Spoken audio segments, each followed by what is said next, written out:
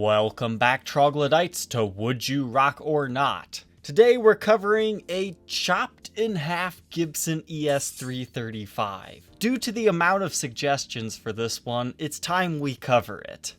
Now, this isn't the first time we've covered a hacked up guitar on the Would You Rock or Not series, but this is one of those that I've been telling you guys about. The ones that the factory do in order to show people how they construct their guitars.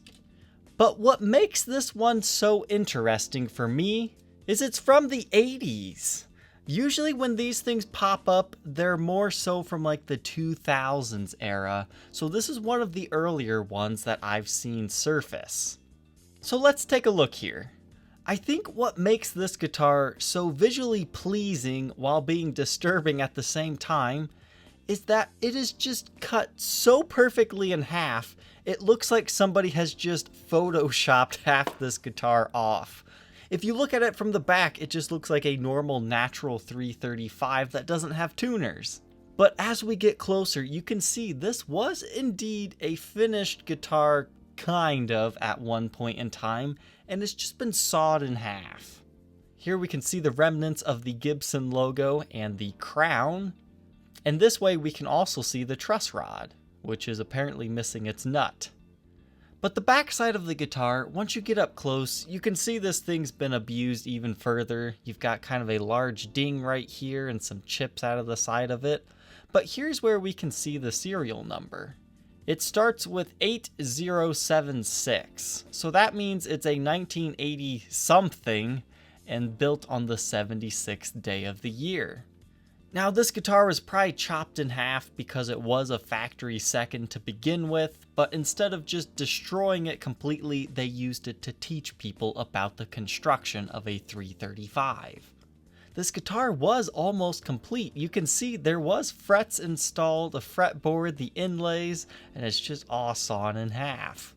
But here we can see all the individual layers of the wood.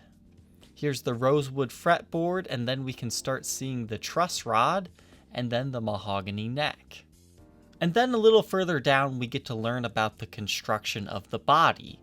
Now, a 335 is built with a solid block running down the center, and then you have two semi-hollow chambers. So this illustrates that perfectly, because you can see that center block finally. Now, you could see that normally by just taking the pickups out because you'll see the center block that way. And it's almost kind of unfortunate that they didn't like saw off this part of the guitar or maybe the top horn. That way you could see the chamber itself. The only way you could see it from its current setting is through the pickup cavity right here or through the top F-hole. So this is definitely an interesting example to show up on Reverb. And it certainly lends itself to a lot of fun prop ideas, such as you can hang it on a guitar stand to make it look like a real one, or you could even glue it up to a wall or something. But could you realistically fix this guitar?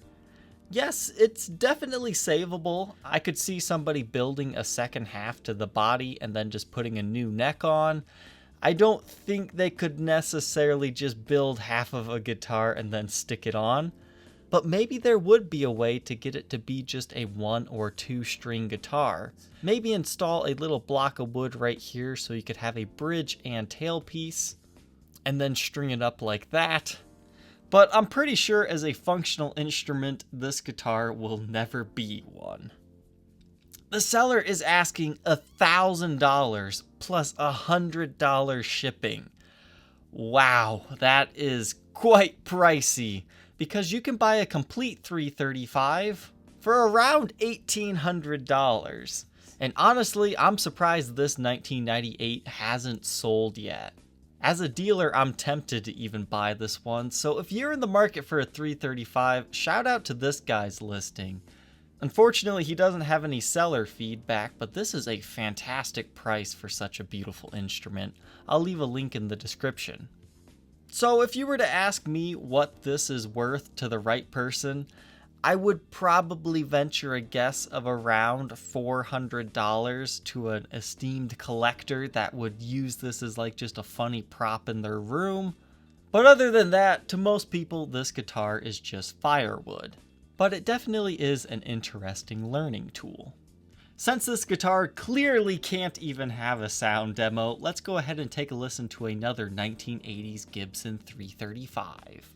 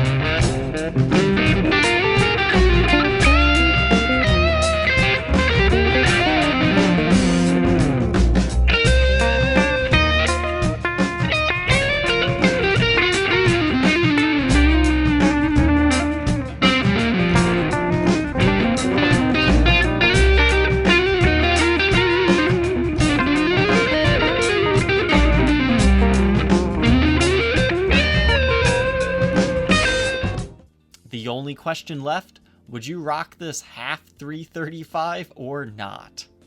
Leave your answer down in the comment section below. Don't forget to like, comment, and subscribe. And we will see you tomorrow on the next episode. Take care.